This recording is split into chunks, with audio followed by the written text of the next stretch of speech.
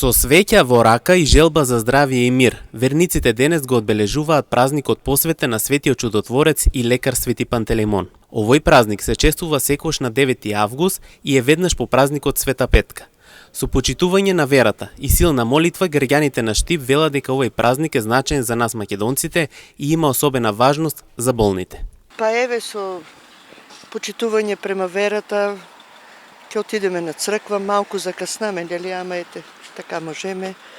Денеска се убави денови, да си почитуваме, да се сакаме луѓето едни со други, да свекичка, молитва унатре во црквата, за здравие, за среќа на фамилијата и на сите луѓе, да се сите живи и здрави.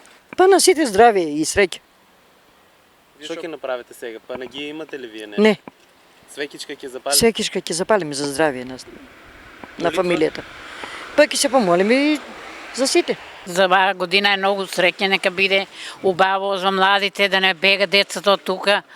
Јас мислам тука да се останат младите дечиња, ти останаме старите, пензионерите. Да, запали си свеќичка и да, треба да го празнуваме. Вај ден е голем ден.